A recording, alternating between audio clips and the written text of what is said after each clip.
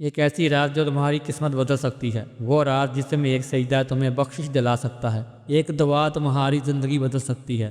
مگر کیا تمہیں معلوم ہے کہ یہ رات کب آتی ہے اور اس میں کیا خاص ہے؟ لیلۃ القدر، وہ رات جس کا ذکر خود قرآن میں آیا ہے، وہ رات جو 1000 مہینوں سے بہتر ہے۔ مگر یہ رات کون سی ہے؟ اس کی کیا نشانیاں ہیں؟ اگر یہ رات تمہیں مل جائے تو تمہیں کیا کرنا چاہیے؟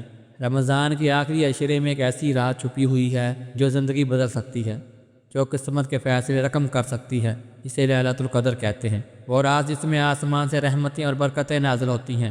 یہ وہی رات ہے جب فرشتے جبرائیل علیہ السلام قرآن کی پہلی آیات لے کر نازل ہوا۔ ایک ایسی رات جب زمین آسمان کے درمیان کا پردہ ہلکا ہو جاتا ہے، جب رحمتیں برسائی جاتی ہیں۔ مگر سوال یہ ہے کہ یہ رات کب آتی ہے؟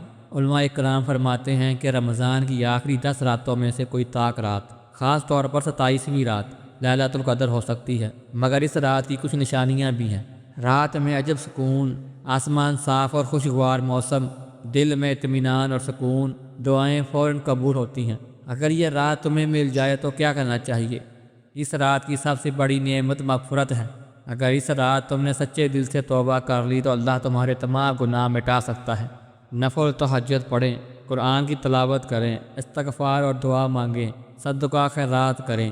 سوچو، اگر یہ تمہاری زندگی کی آخری لیلۃ القدر ہو تو کیا تمہیں اسے یوں ہی ضائع کر دو گے؟ اگر تم چاہتے ہو کہ تمہاری دعائیں قبول ہوں، تمہارے گناہ معاف ہوں اور تمہاری زندگی میں برکتیں آئیں، تو اس رات کو ضائع مت کرو۔ آج ہی اللہ سے اپنے لیے، اپنے والدین کے لیے اور پوری امت کے لیے دعا کرو۔